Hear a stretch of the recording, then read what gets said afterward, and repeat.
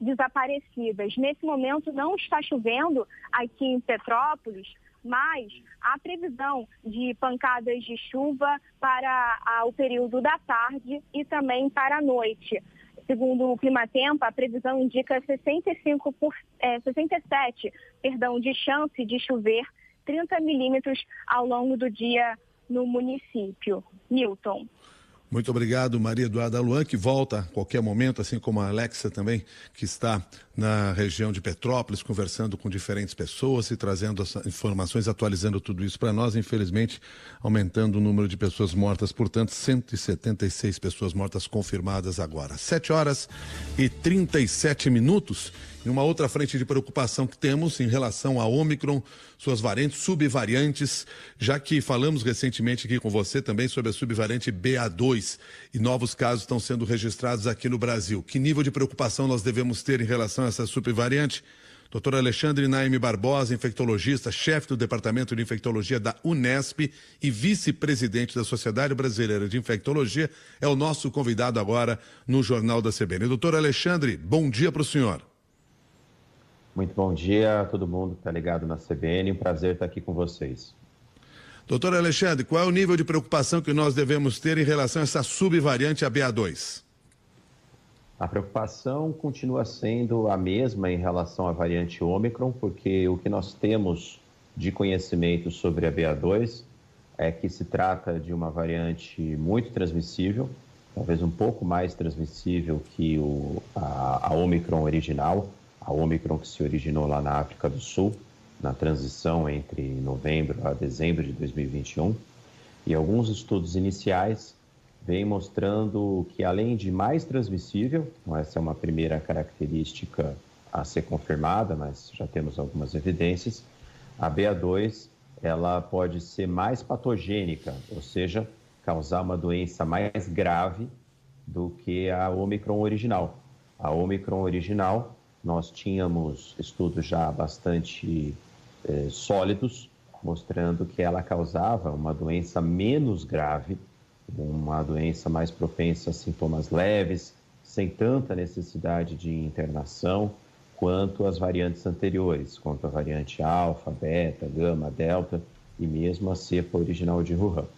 Pois essa BA2, 2 estudos publicados semana passada, mostram que ela talvez tenha mais afinidade, tenha mais ligação às células do pulmão. E um último estudo, uma terceira característica da BA2 que chama a atenção é o escape às medicações chamadas anticorpos monoclonais. Anticorpos monoclonais são anticorpos feitos em laboratório, específicos para a neutralização do SARS-CoV-2, e a gente já havia perdido alguns desses anticorpos monoclonais para Ômicron, porque as mutações que estão presentes nesse vírus acabam inviabilizando o uso, e aparentemente, também com resultados agora da semana passada, a variante BA2 se mostra resistente a outras combinações de monoclonais, praticamente esgotando esse tipo de estratégia em relação ao tratamento da doença. Agora, doutor, quando a gente pensa nessa subvariante e pensa nas vacinas, o que nós podemos dizer, né? Porque nós sabemos que em relação às outras variantes, as vacinas têm um papel muito importante. Mesmo que elas não impeçam a pessoa de contrair Covid-19, sabemos que as pessoas têm uma chance muito menor de serem hospitalizadas e uma chance menor de, no limite, perderem a vida. Em relação a essa subvariante, a gente já tem informações, a gente já tem dados sobre como ela age em relação às pessoas que já estão plenamente vacinadas? Pelos dados que nós temos até o momento, não houve impacto da BA2 quando comparado com a variante Ômicron original no que tange à efetividade das vacinas. Você colocou muito bem, nós temos que separar a eficácia das vacinas em duas frentes. Primeiro, a eficácia do desfecho mais importante. Qual é o desfecho mais importante? Evitar internação, hospitalizações, ou seja, evitar doença grave e evitar óbito. Para isso, as vacinas continuam bastante efetivas em relação à variante Ômicron, mesmo sendo a BA2, porque diminuem o risco individual de hospitalização e óbito na ordem entre 95% a 97%.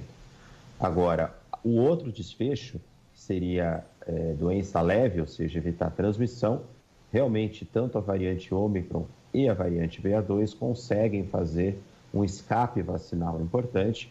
A vacina consegue reduzir a chance de transmissão, mas não reduz a chance de transmissão na mesma percentual em que havia a redução de transmissão contra a variante alfa, gama, beta, gama, delta, em que, por exemplo, a vacina da Pfizer apresentava um perfil aí de redução de transmissão de 95% com as variantes anteriores, e que agora caiu para algo a 50%.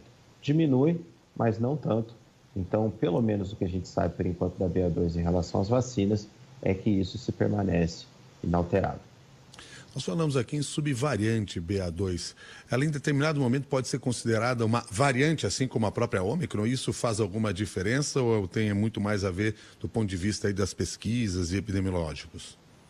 Essa é uma vertente que vem se tornando mais forte nessas últimas 2 semanas, justamente por esses resultados que eu comentei. Há alguns pesquisadores, alguns grupos que pretendem discutir a nominação dessa subvariante BA2 como uma nova variante de atenção. Ao se confirmarem esses dados que eu falei para vocês, que foram obtidos na semana passada, lembrando que eu frisei que são dados preliminares, são estudos na forma de pré-print, estudos iniciais que precisam ser comprovados por outros grupos, mas aparentemente, se confirmando esses dados, ela vai ser considerada uma nova variante de atenção, porque apesar de ser descendente direta da variante Ômicron, ela tem características intrínsecas que podem colocar mais atenção. Isso já aconteceu no passado, por exemplo, a variante Gama era uma cria, uma evolução da variante Beta. Então, não é nenhuma surpresa que nós tenhamos aí nos próximos dias uma nova nomenclatura em relação à variante BA2, se colocando no que os americanos, né, na língua inglesa, a gente chama de VOC, Variant of Concern, em português, variante de atenção, e aí uma nova letra grega associada à BA2.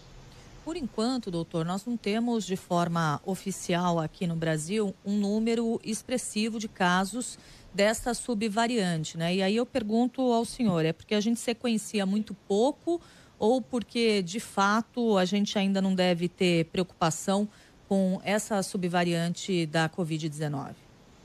Um pouco das duas alternativas. Nós precisamos realmente sequenciar mais, nós precisamos ter uma rede de laboratórios que tenha uma amostra de pacientes mais proporcional, mais inclusiva.